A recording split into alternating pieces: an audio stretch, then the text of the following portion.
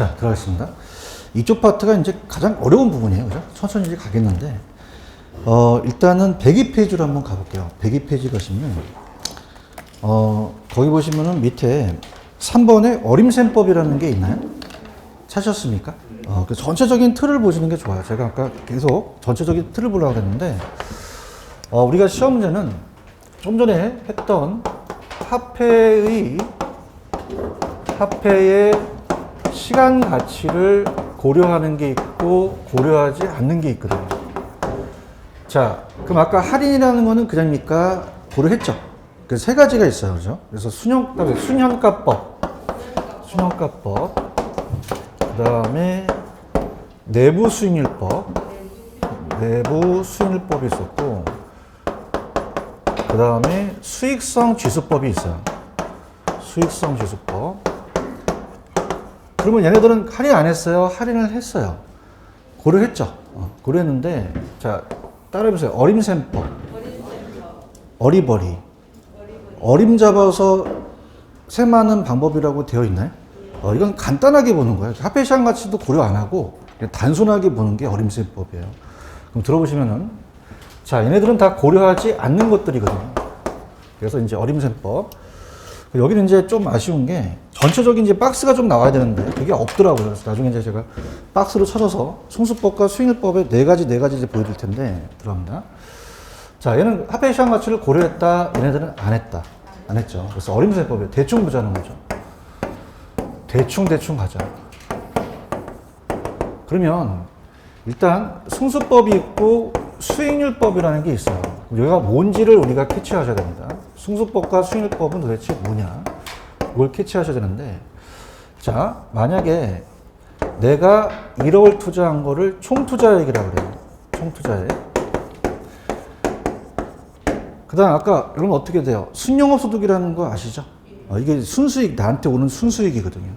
순영업소득이죠. 영업소득. 이 두 가지 갖고 이제 우리가 따진다면은 이게 2천만 원이 들어왔대요. 매년 2천만 원씩.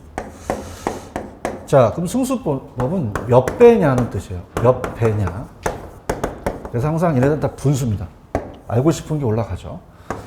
그럼 승수는 몇 배냐는 뜻이고요. 수익률은 몇 퍼센트냐는 뜻이에요. 몇 퍼센트냐. 이 뜻이거든요.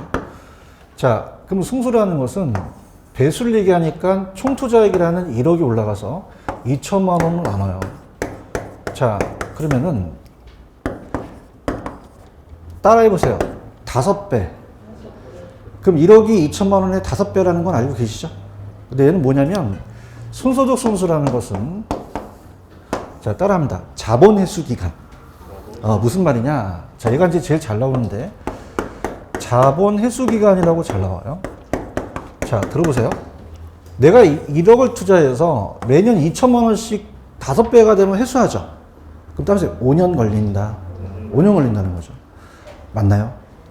그러면 회수 기간이 길어야 돼요? 회수 기간이 좀 짧아야 돼요? 그 승수는 좀 작은 게 좋다는 판단을 하겠고요. 이 두 가지가 역수관계예요. 역수관계. 그래서 2천만 원이라는 수익이 올라가서 1억에, 자, 따라합니다. 20%. 그럼 수익은 적게 나와야 돼요? 수익은 좀 많이 나와야 돼요? 그러면 이 두 가지를 뒤집어놓은 거죠. 이렇게 보시면 돼요. 아시겠습니까? 그러면 우리가, 자, 이걸로 이제 들어가 볼게요. 승수법은 화폐 시장 가치를 고려했다, 고려하지 못했다. 못했다는 단점이 있죠. 그렇죠? 그 다음에 이제, 자, 제가 나중에 이제 박스로 정리할 건데, 이 저자분이 이제 너무 좀 편법을만 이용하려고 전체적인 걸 안 해오셨는데, 자, 지금 무수법과 무수법이라는 게 있어요. 승수법과 수익률법이라는 게 있죠. 저 어떻게 아웃라인을 잡아볼게요. 그래서, 자, 승수법은 아까 여러분 왜 조승전후라는 거 기억나시나요? 자, 그래서 미리 제가 아까 넘겨볼게요. 페이지 가시면은 99페이지를 좀 유도를 해볼게요.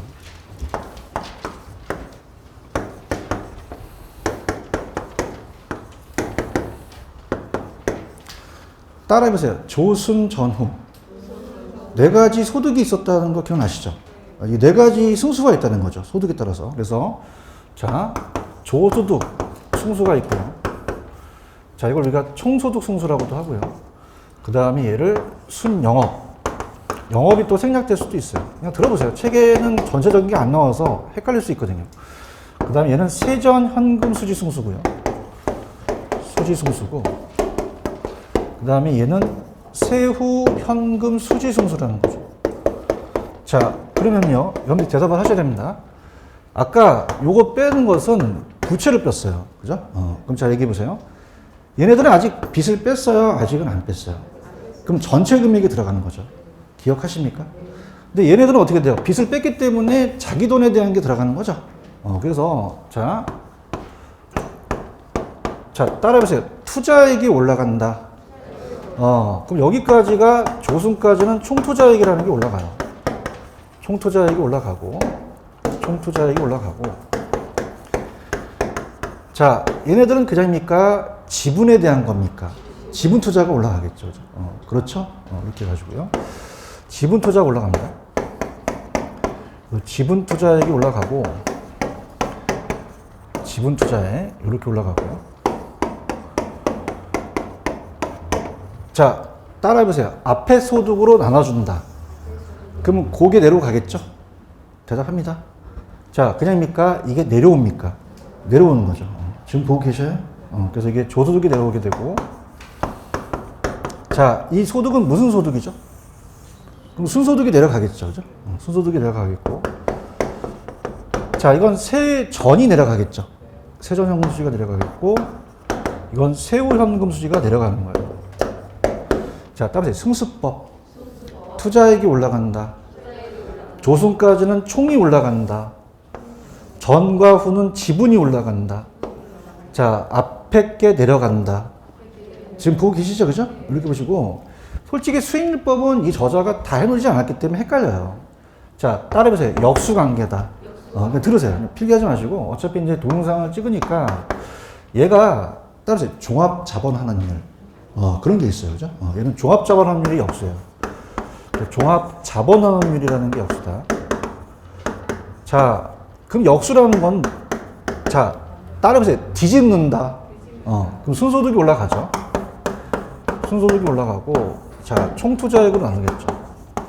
총투자액으로 나누고, 그 다음에 얘랑 역수관계가 그냥 따라해보세요. 지분 배당률.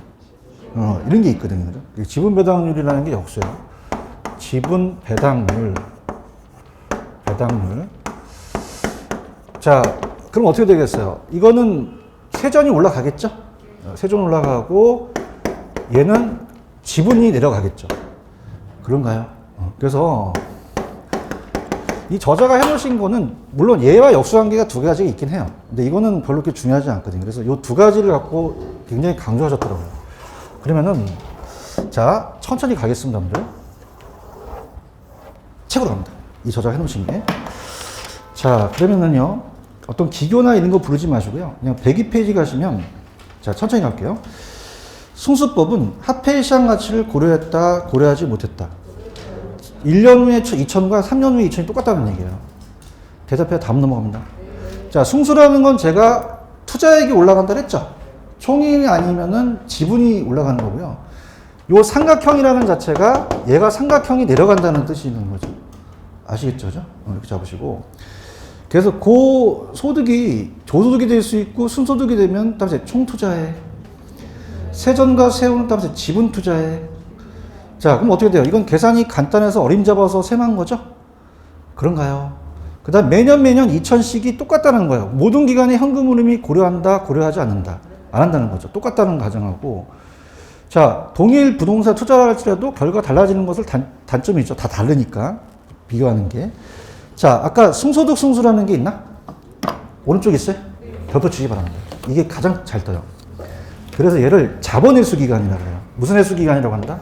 자본회수 기간. 얘가 됐다 잘 떠요. 지금 보고 계시나? 그럼 순소득 승수는 자, 따라서 총투자액이 올라간다. 총투자액이 올라간다. 순소득으로 나눈다. 그럼 얘는 무슨 회수 기간이라고 한다? 자본 회수 기간. 그러면 투자하는 회수 기간이 길어야 돼요? 짧아야 돼요? 그래야지만 좋다고 볼 수 있죠? 근데 역수는 종합자본환율이라는 단어가 있나요?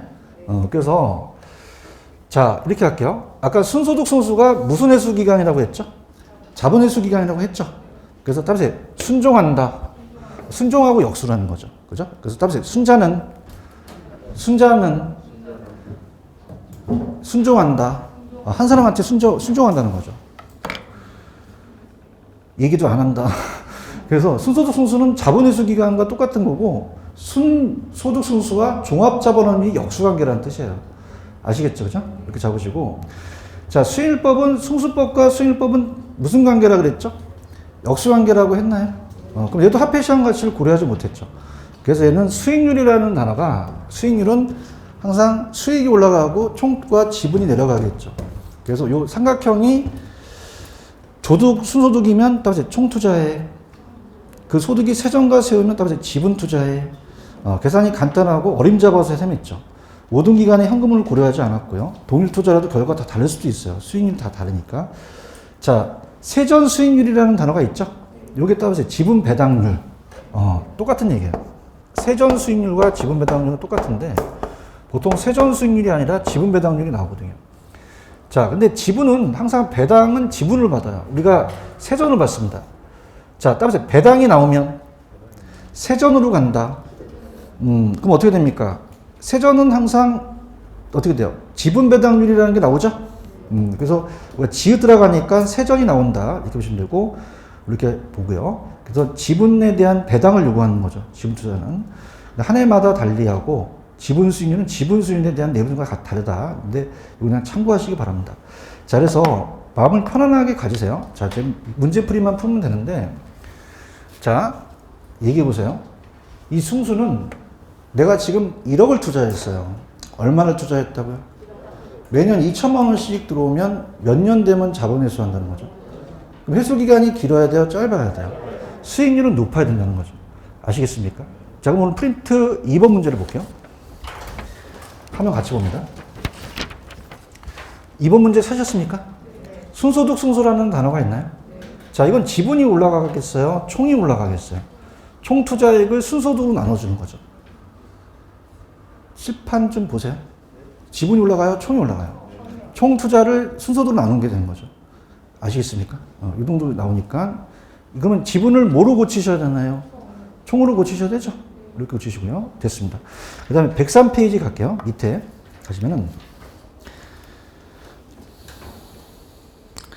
자, 비율분석법이라는 단어가 있나요?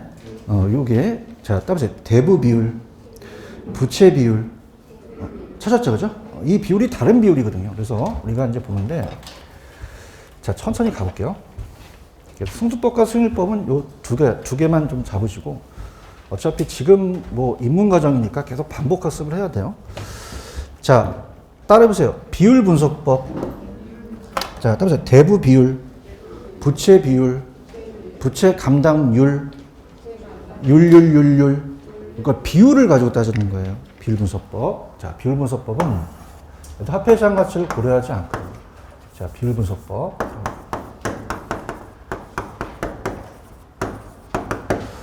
자, 첫 번째 보시면은 대부 비율이라는 단어가 있나요? 대부 비율. 이게 뭐냐면 돈을 빌려주는 비율이에요. 일단 얘기해 볼게요. 우리가 만약에 부동산의 가치가, 갑돌이가 1억이래요. 그래서 이게 밑에가, 자, 따보세요. 부동산의 가치가 내려가고, 자, 이게 만약에 50%라고 봐봐요. 그럼 1억의 50%는 5천만 원을 빌려주는 거죠. 그래서 부채가 올라가서 돈 빌린 금액을 얘기를 하는 거죠. 아시겠습니까? 그래서 우리가 돈 빌리는 그 5천만 원을 구하고 싶다는 거죠. 5천만 원. 그래서 이 대부 비율을, 자, 따라해보세요. 저당 비율. 저당 비율은 내 거예요? 남의 돈이에요. 남의 돈에 빌린 비율이고, 그 다음에 융자 비율이라는 건 아시겠죠? LTV라는 것은 담보 가치를 갖고 다른 담보 인정 비율이라고 우리가 여러분들이 이제 론 투 밸류라고 나중에 배울 거예요. 그 다음에 부채 비율이라는 단어가 있나? 이게 달라요. 부채 비율과 대부 비율은 다릅니다. 그러니까 부채 비율은 뭐냐면, 보세요. 부채 비율은 타인 돈을 지분으로 나눠요. 그래서 분모에 대한 분자니까 따라서 지분에 대한 부채. 한 번 더, 지분에 대한 부채. 항상 분모에 대한 분자라는 거 기억나시죠? 그럼 딱 두 가지만 여러분 얘기해 볼게요. 여러분들 눈높이로. 자, 할게요. 참여하셔야 돼요. 지금 부동산의 가치가 얼마예요? 얘기해 보세요. 1억. 50%는 얼마 빌렸다는 거예요? 5천만 원 빌렸다는 건가요? 대답 좀 해주세요. 그러면 타인 돈이 5천만 원 들어갔나요? 그러면 타인이 50%라는 건 5천만 원 들어갔죠? 그럼 내 돈은 얼마 들어가겠어요? 1억에서 5천 빼봐요. 5천 들어갔죠? 똑같은 거잖아요. 그런가요? 그럼 요게 1이라는 숫자가 뭐냐면 이게 1이 100%라는 게 따라서 한 배, 1배죠. 근데 봐봐요. 만약에 1억에서 60% 빌리면 얼마를 빌렸어요? 6천만 원이죠. 왜 나한테 물어보는 게 아니라 참여를 하시라는 거예요. 얼마 빌렸죠? 그럼 내 돈은 얼마 들어갔어요? 4천만 원 들어갔죠. 그런가요? 그럼 얘기해 보세요. 타인 돈은 얼마 들어갔어요? 나는요 40%라는 거죠. 이해 갔나요? 그럼 따라서 1.5배 150%라는 거죠. 그러니까 타인 돈이 나한테 몇 배라는 뜻이에요. 그럼 한 번만 더. 1억에서 80% 빌리면 얼마를 빌렸나요? 대답 좀 해주세요. 8천만 원 빌렸나요? 맞나요? 내 돈은 얼마 들어갔나요? 그러면 몇 배인가요? 4배인가요? 그럼 400%는 4배 빌렸다는 뜻이에요. 아시겠습니까? 그러면 어떻게 돼요? 같은 비율이에요? 같은 비율은 아니에요. 아니죠. 다른 비율이에요. 대답해봐요. 그죠? 근데 관련은 있어요. 얘를 많이 빌리면, 자, 얘 커지면 따라서 윗대가리가 커진다. 그럼 커지게 되면 작아지겠어요? 커지겠어요? 커지죠? 그래요? 그러면 얘가 커지면 얘도 커지니까 관계는 있다는 얘기죠. 들어볼게요. 넘겨보세요. 자, 어떻게 된다? 자, 어떻게 돼요? 대부 비율이 커지면 부채 비율도 안 커져요? 당연히 커져요. 커지게 되겠죠. 그렇죠? 그럼 박스 보세요. 지분 비율은 그냥요, 내가 투자한 거예요. 대부 비율은 돈을 빌린 거죠. 그럼 내가 80% 빌리면, 내가 80% 투자했으면 대부가 몇 %예요? 100이 된다는 거죠. 맞습니까? 그래서 항상 지분 비율과 대부 비율을 합치면 1이 된다는 거죠. 아시겠죠? 이렇게 잡으시면 됩니다. 이해 갔어? 자, 그래서 다시 갈게. 대부 비율과 자, 지분 비율을 합치면 얼마가 된다고? 1이 되는 거죠. 맞죠? 그럼 만약에 60%라는 건 소수점이면 0.6이 되는 거잖아요. 40%면 얼마가 되는 거예요? 그럼 1이 되는 거죠. 아시겠습니까? 그래서 제가 잘 가는 삼겹살 집이 있어요. 따라서 돼지 한 마리. 어머타임. 돼지 한 마리. 돼지 한 마리. 아씨, 안 먹죠. 없던 걸로 가, 씨. 뭐 한 마리? 그럼 대하고 지를 합치면 1이 된다는 얘기예요. 아시겠죠? 무슨 얘기인지 아시겠어요? 그러면 자, 대부가 높아지면 그냥입니까? 타인 돈을 많이 빌렸습니까? 그러면 타인 돈에 대한 배수가 점점 늘어날 수 있다는 거죠. 그럼 얘가 크면 얘도 커진다는 얘기예요. 아시겠어요? 이렇게 보시면 되고. 그 다음, 자, 밑에 가시면 부채 감당률이라는 단어가 있죠? 덧붙여 보십시오. 이게 뭐냐면 부채를 감당하는 능력을 나타내는 비율이에요. 부채 감당률. 부채 감당률.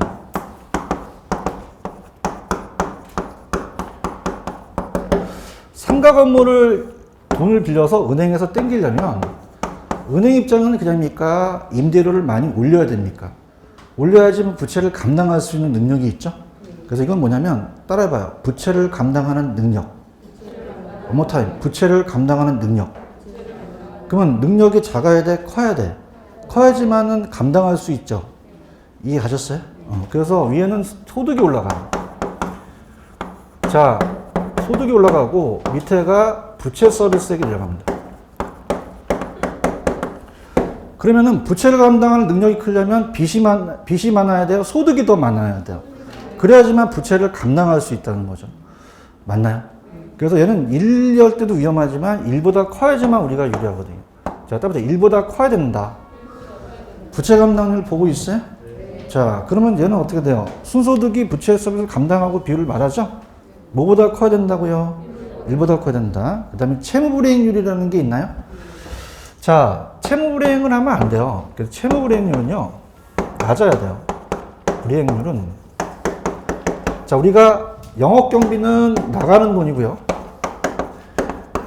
경비고, 그 다음에 부채 서비스액도 이자예요. 원리금과 이자. 그러면 영업 경비와 부채 서비스액이 너무 많이 나가면 돼요? 안 돼요? 안 되죠. 윗대가리가 크면 안 되겠죠?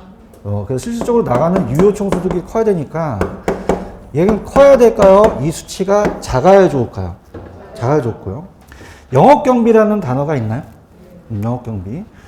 그럼 영업경비는 영업경비 비율이라는 건 학교에서는 항상 앞에 게 올라가기 때문에 영업경비가 올라가요. 그럼 영업경비가 전체 차지하는 총소득보다 많아야 돼요? 영업경비가 낮아야 돼요? 낮아야 되죠. 지금 보고 계십니까? 이렇게만 가져가시면 돼요. 그래서 채무불이행률은 유효에서 영업경비 부채에서 차지하는 비율 높으면 채무불이행이 커진다는 거고, 자, 영업경비도 높아야 돼요? 낮아야 돼요? 유효에서 영업경비가 차지하는 비율이 크면은 관리하기가 좀 어렵죠? 그걸 얘기하는 거죠. 아시겠습니까? 그럼 자, 그럼 밑에 가시면 기타 투자 분석 기법이라는 게 있어요? 다 왔습니다, 이제. 자, 이게 다 합해 시장 가치를 고려하지 않아요. 그래서 이 해수기간법은 앞에 단순이라고 한번 적어보세요. 단순 해수기간법입니다. 해수기간이 길어야 돼요? 해수기간이 좀 짧아야 돼요? 짧아야 되는 거죠. 그런가요? 그래서 이거는 문제를 한번 풀어볼게요. 좀 어렵더라도. 자, 오른쪽 가시면 다음 부동산의 투자안에 관한 단순 해수기간법의 해수기간이라는 게 있어요? 합해시장 가치를 고려하지 않아요. 그래서 자, 따라서 1억을 투자했다. 그러면 1년에는 3천 들어왔죠? 그렇죠? 그럼 2년에는 2천 들어왔죠? 합치면 얼마예요? 파란색 깔이 합친 거예요. 3년 때는 2천 들어갔죠? 합치면 얼마예요? 7천이 되겠죠? 대답해봐요. 그러면 현재 스코어 3년이 걸렸죠?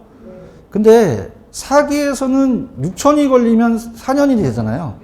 근데 3천이라는 거는 딱 반개월만 걸리면 되는 거죠. 그럼 따라서 6개월. 6개월 걸린다는 거죠. 지금 보고 계시죠?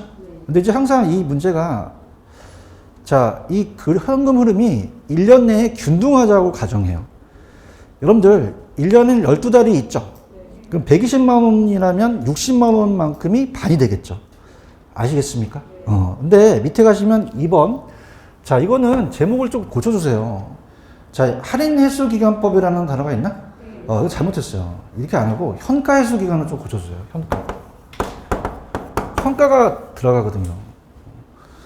할인해수기간법이라고 안 나와요. 현가해수기간법은 나와요. 그래서 현가 고쳤어? 현가해수기간법. 자, 이건 뭐냐면, 자, 지금 여기 책을 보면 머리가 아파요. 들어보세요. 봐봐. 편안하게 해줄게, 편안하게. 자, 일로 와봐요. 자, 만약에 내가 500원을 투자했어요. 얼마를 투자했다? 그럼 단순은 합해시장 가치 고려하지 않고 그냥 금액으로만 따지는 거예요.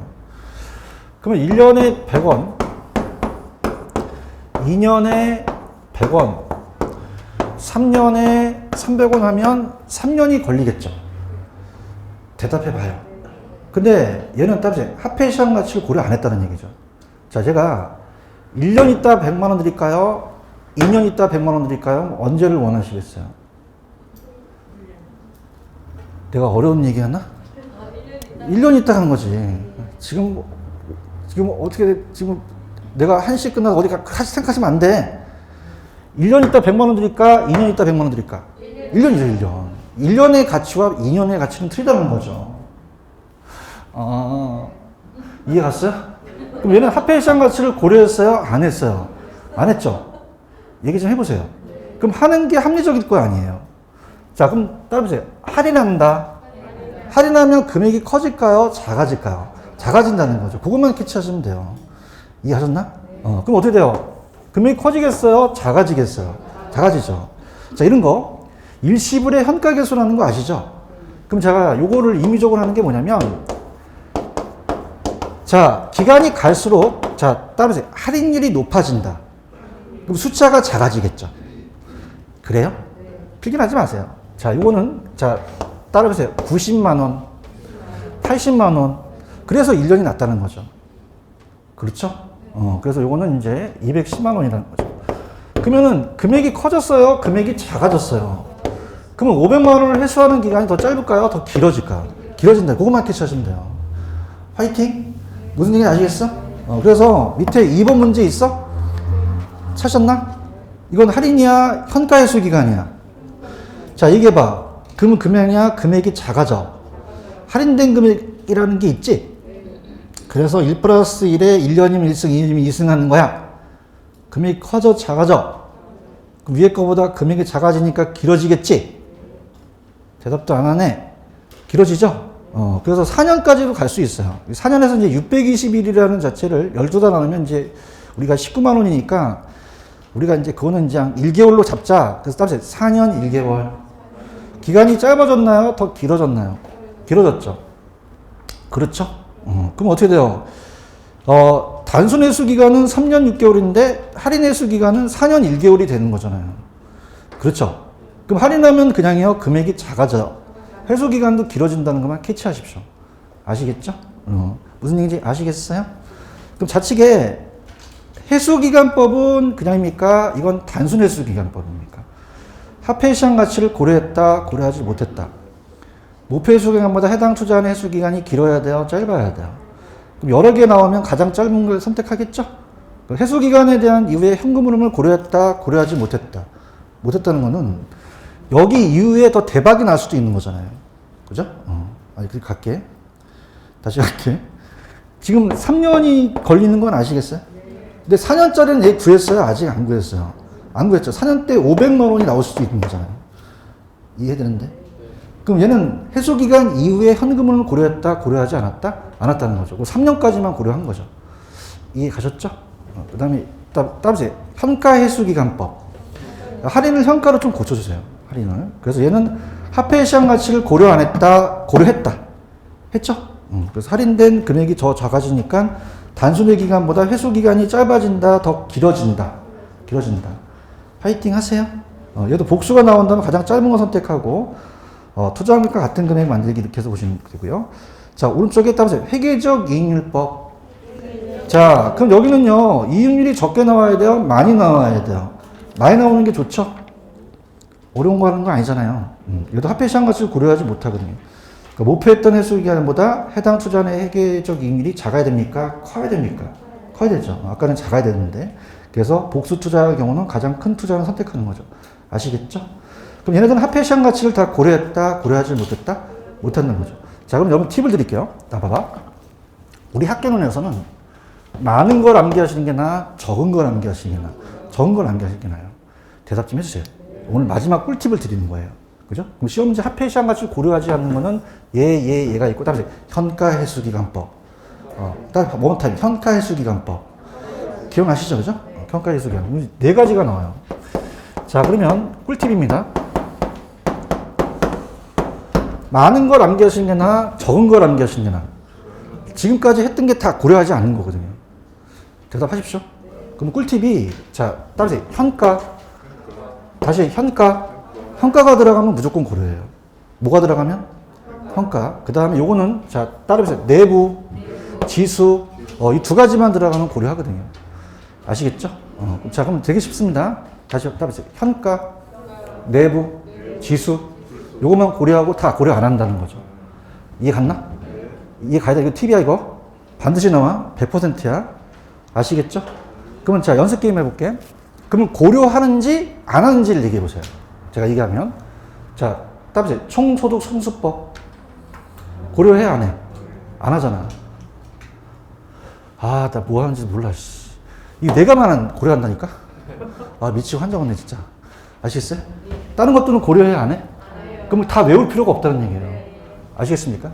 그럼 어떻게 되냐면, 따라서 현가, 내부, 지수, 이 세 가지만 암기하는 거죠. 아시겠어요? 자, 그럼 자, 따라보세요. 총소득 승수법 고려합니까? 안 하죠?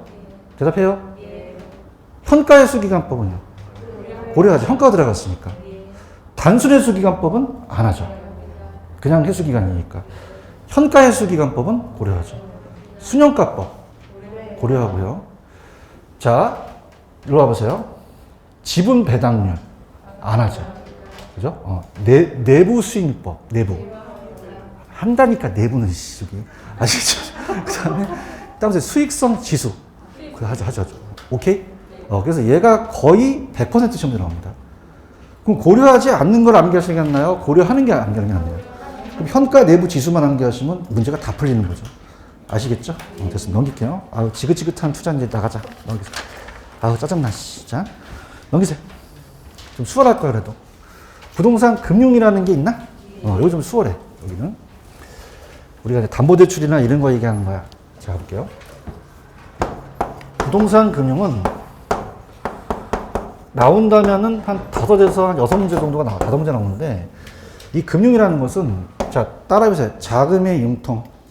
융통이에요, 자금의 융통. 그럼 부동산을 자금을 융통한다는 건 신용대출이겠어요? 담보대출이겠어요? 담보죠. 그래서 토지금융보다는 따라서 주택금융. 주택금융이라는 게 많이 나오거든요. 그죠? 그래서 이제 주택금융에 대한 게 나오기 때문에 들어가 볼게요. 펜 들어보세요. 자, 여기서 금융의 원칙과 금융의 기능이라는 단어가 있나요? 그래서 이거는 지금 여기다가 될 게 아니야. 그냥 따라서 원칙. 자, 정부가 주택금융을 활성화시키려면 2번 단기를 빌려줘야 돼, 장기를 빌려줘야 돼. 고리야, 절이야. 이것만 좀 체크하시고. 그래요? 그 다음에 자금을 조성 안 해야 돼, 조성을 해야 돼. 많이 확보해야 되겠죠? 1, 2번만 보세요. 3, 4번은 지금 본다고 안 들어옵니다. 1, 2번만 체크하세요. 근데 금융의 기능은 다 할게요. 거래 활성화라는 단어가 있나요? 자, 우리가 주택 소비자한테만 빌려줘요? 건설회사한테도 빌려줘요? 공급도 늘어나겠죠. 그럼 주택 거래가 활성화된다는 건 아시겠습니까? 건설회사한테 빌려주면 자가주택의 공급도 축소되겠어요? 좀 확대되겠어요? 확대되고, 주택금융은 주택 경기 부양을 통해서 전반적인 경기 조절을 할 수 있는 거죠? 그냥 그렇게 해요. 청약제도라고 들어보셨나요? 그러니까 저축을 유도한다라고 보시면 돼요. 그래서 이 원칙과 기능은 시험 문제 안 나옵니다. 만약 나온다면 그냥 옳은 지문이 나오니까 그냥 그렇게만 가지고 가세요. 아시겠죠? 그럼 교수님 어느 게 시험 문제예요? 그 밑에 고정이자와 변동이자라는 게 있나? 여기서 시험에 나옵니다. 별표 3개. 땡땡땡. 자, 갈게요. 자, 고정금리, 변동금리라는 얘기 들어보셨죠? 그래서 굉장히 쉬워요. 나만 쉬울지 몰라도. 자, 볼게요. 되게 쉬워. 고정이자에는 바뀌어 고정돼 있어. 변동은 배울 게 없네. 이렇게. 그래서 이 두 가지 따진다는 거죠. 자, 그러면은, 자, 들어보세요. 자, 조금 어려운 단어인데, 밑에 가시면, 맨 밑에, 자, 따보세요. 명목이자율. 이라는 단어가 있나요? 우리가 겉으로 드러나는 이자를 명목이자라고 그래요. 명목이자. 명목이자는 우리가 계약한 이자를 얘기를 해요. 자, 그럼 거기 보시면은 10%라는 단어가 있나요? 이거 10%를 안 빌려주겠지. 근데 만약에 고정금리 10% 빌렸다고 봐봐요. 그런가요? 그럼 10%가 실질적으로 빌린 이자율이 되겠고, 이게 고정이자가 계약이자, 저당이자가 되겠고, 은행이 먹는 실제 이자율이라는 게 있어요. 실질 이자율이. 자, 그 다음에 은행은 거기 보시면 물가 상승률이라는 게 있어요. 예상 인플레라고 적어보세요. 예상 인플레.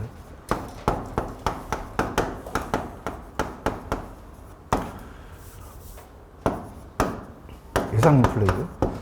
자, 여러분들 인플레이션이 발생되면 그냥입니까? 물가가 상승합니까? 그래서 이 예상 인플레만큼 더해주자는 거죠. 이해 갔나요? 자, 그럼 갈게요.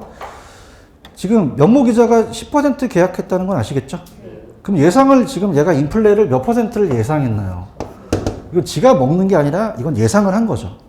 맞어요? 그럼 지는 실질적으로 7%밖에 안 먹는다는 거예요. 이해 갔나? 그래서 자, 들어보세요. 자, 따라서 명목소득.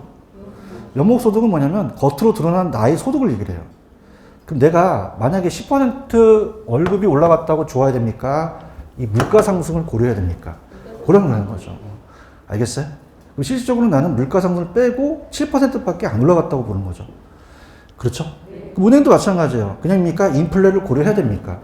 고려한다면 내가 10%를 계약했지만 나한테 들어오는 건 7%밖에 안 된다는 거예요. 이해 갔나? 근데 자, 생각해봐. 그냥이야 예상치 못할 수도 있어.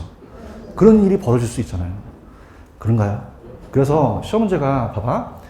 얘는 명목에서 예상을 뺀 거거든요. 그럼 7에서 3%, 자, 우리가 10에서 3%를 뺐으니까 7%를 먹게 된 거죠? 맞나요? 그러니까 우리가 뭐냐면, 실질이, 이 실질이라는 명목에서 그냥입니까? 예상을 빼야 됩니까? 빼야지만 실질이 나와요. 아시겠죠? 그러니까 이런 얘기예요. 지금 이거는 겉으로 드러난 거예요, 여러분들. 그죠? 여성분들 화장하시죠? 그럼 쌩얼굴이 실질이자예요. 그냥이야 덧칠을 해. 덧칠을 하죠. 그럼 화장실에서 쓰시면 그냥이야 쌩이 나와. 쌩이 나온다는 거죠. 맞아요? 그럼 여러분들 지금 얼굴이 명목이세요? 실질이세요? 자, 가볼게요. 그럼 실질은 명목에서 이제 예상을 뗀다는 얘기예요. 아시겠나? 근데 예상해요? 예상치 못할 수도 있어요. 못하실 수도 있죠. 대답 좀 해보세요. 자, 은행이 무당입니까? 예상합니까? 예상하지 못할 수도 있습니까? 인플레가 엄청 심할 수도 있는 거잖아요. 그렇죠? 그럼 은행이 위험하다는 얘기예요. 그럼 만약에 예상치 못한 인플레이션이 발생되면은, 자, 따라서 고정금리 바뀌어요? 안 바뀌어요? 안 바뀌고 그대로 간다는 거죠. 대답해요? 자, 그래서 변동이자를 선호할 수밖에 없다는 거죠. 그죠? 그럼 1%를 얘한테 가산해서 11%로 올려버리는 거예요. 맞나요? 무슨 얘기 아시겠어? 그래서 은행은 이 예상하지 못한 것만큼 그냥이야 이자율이 하락되죠. 그래서 밑에 5%로 하락이 된 거예요. 찾았습니까? 그래서 명목에서 고정되어 있기 때문에 물가상승 실질이자가 낮아진다는 결과가 나타난다는 거죠. 아시겠어요? 그러면 자, 이렇게 볼게요. 자, 그럼 대출기간은 이익이겠어요? 대출기간은 손해겠어요? 손해고 차입자가 더 이익을 보겠죠. 맞나요? 그럼 대출자가 안 위험합니까? 위험합니까? 위험해서 고정이자는 첫 번째 이자를 높일 수밖에 없다는 얘기죠. 대답해 주십시오. 이게 지금 안 나왔거든요. 그럼 대출 시점에서는 변동이 높겠어요? 고정이 높겠어요? 고정이 높죠. 대답해 다음 넘어갑니다. 왜냐하면 인플레를 가산해야 된다는 거거든요. 이해 갔나? 그럼 대출 시점에서는 어떤 이자가 더 높을 수밖에 없다. 고정 이자가 높을 수밖에 없어요. 그렇죠? 왜냐하면 이 변동은 누구한테 그 인플레에 대한 걸 전가시키나요? 차입자한테 전가시킬 수 있죠. 그렇죠? 그러면 자, 그럼 교수님 어떤 게 시험 문제로 하냐면, 자, 오른쪽에 대출자 입장이라는 단어가 있죠. 별표.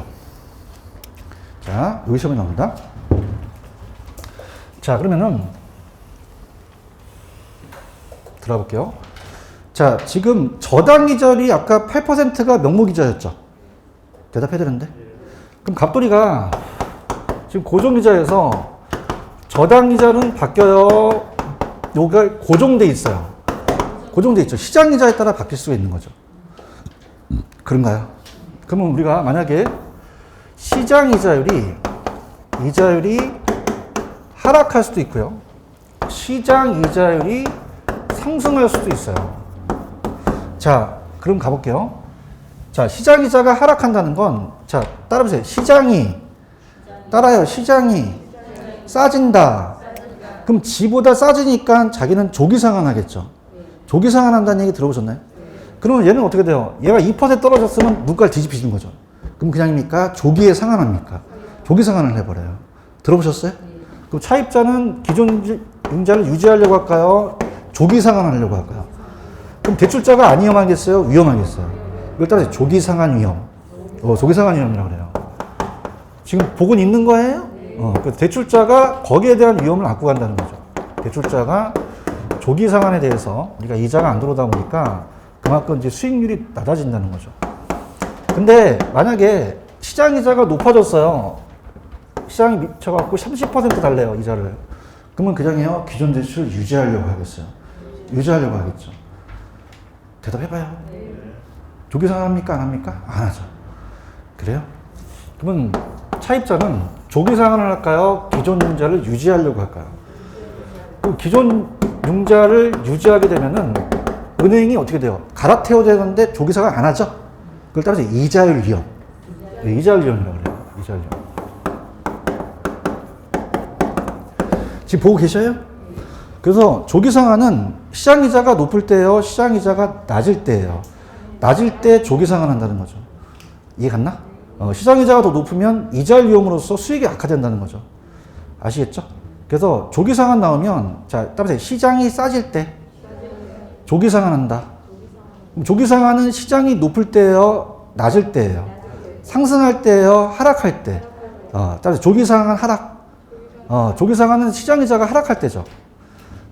아시겠습니까? 그럼 조가 나오면, 조기 상한 나오면 상승할 때요, 하락할 때요? 하락할 때죠. 맞아요? 그래서 따라서 좋아. 따라서 좋아. 안 좋아? 좋아. 대답해. 좋아. 그리고 조기 상한은 시장 이자가 상승했을 때, 하락했을 때. 하락했을 때 조기 상한다는 거죠. 아시겠습니까? 그럼 빨리 갈게요. 오늘 프린트 3번 문제를 보세요.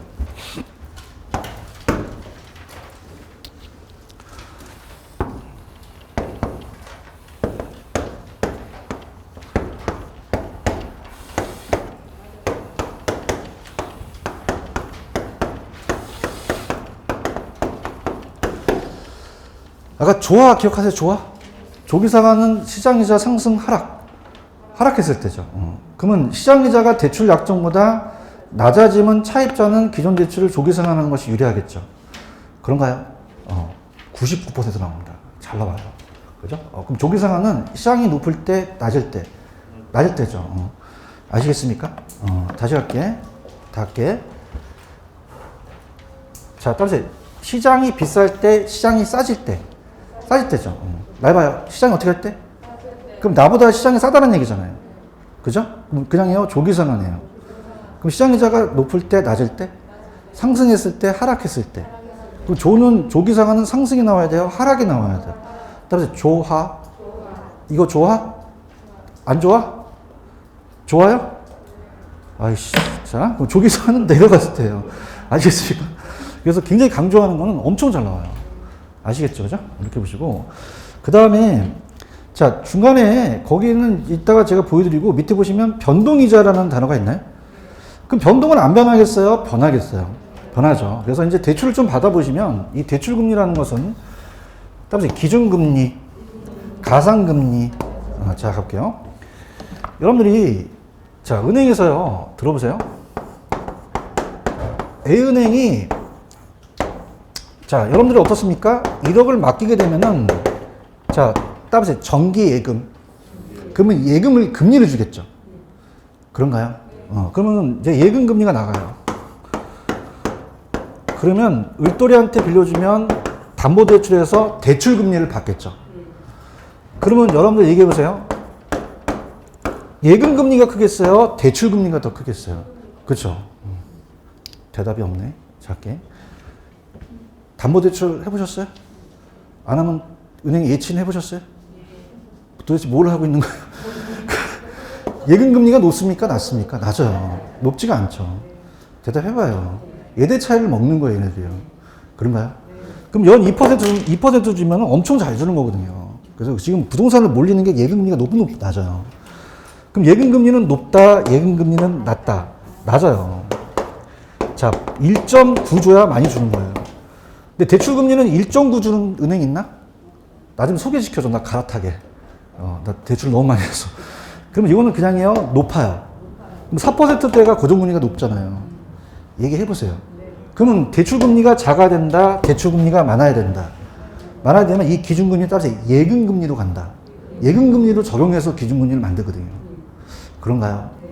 그러면 얘가 예금금리로 만들기 때문에 예금금리로 적용해요.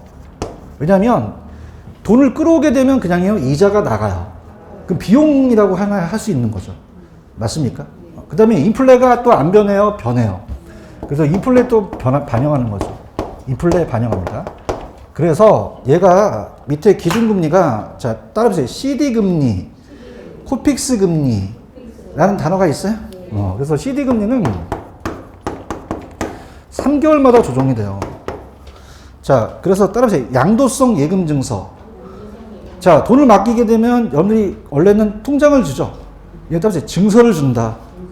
그럼 3개월 정도의 단기 자금을 조달하기 위해서 발행하는 어음증서예요. 그럼 얘가 이자만 주다가 은행이 예금증서를 소지자한테 액면금액을 나중에 지급하는 거죠.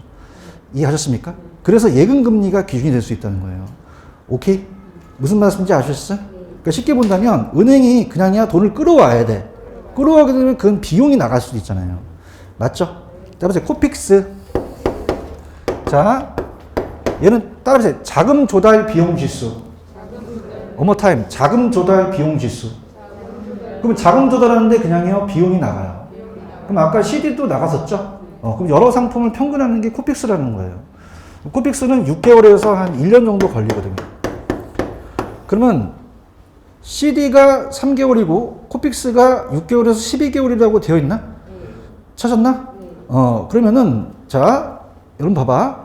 다음에 CD, 코픽스 어떻게 더 길어요? 그래서 제가 더 길어요. 반응이 없어요. 맞습니까? 그 다음에 양독성 예금 증서. 자, 어떻습니까?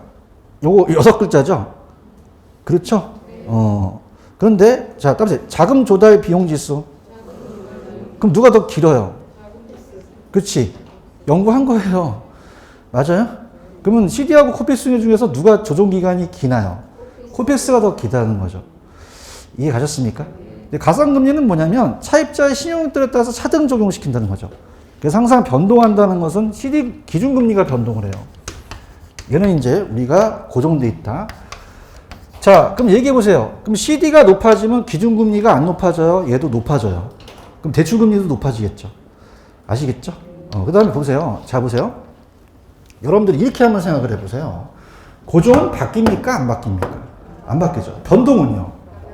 그럼 변동이라는 것은 바뀔 것 같으면, 자, 늦게 바뀌는 게 좋아요? 빨리빨리 바뀌는 게 좋아요? 빨리빨리 바뀌는 게 낫잖아요. 그렇죠? 그래서 위에 가시면은, 거기 위에 박스를 보시면은, 대출자가 물가 상승하면 이자가 올라가죠? 지금 보고 계시나요? 잔금에다가 이자를 곱하는 건 제가 다음 시간에 저당 상승을 할 텐데, 대출자가 유리하려면 그냥입니까? 빨리 바뀌는 게 낫나요? 변동의 폭이 빨리빨리 할수록 좋은 거죠. 횟수가 좀 짧아지고. 아시겠죠? 자, 따라서 빨리빨리 바뀌어야 된다. 이 조정 주기가 짧을수록 또 많이 전가시키겠죠. 얘기 좀 해봐. 어차피 변동은 그냥야 전가를 시켜. 그러면 어떻게 돼? 이자 조정 주기가 길어야 돼? 좀 짧아야 돼? 짧을수록 빨리 전가시킬 수 있다는 거죠. 아시겠죠? 여기까지. 자, 오늘은 여기까지만 할게요. 근데 다음 시간은 저당 상환 방법이라는 게 있나요? 요게 별표 3개짜리입니다. 요거. 여러분들 몇 년 거치 몇 년 상환이라는 얘기 들어오셨어요? 거치 기간 동안 이자만 내고 상환을 하는 방법이 원리금을 상환하거든요. 요거가 굉장히 중요하기 때문에 요건 다음 시간에 해드리도록 할게요. 프린트 꼭 갖고 오세요. 여기까지입니다. 여러분 수고하셨습니다. 감사합니다. 네.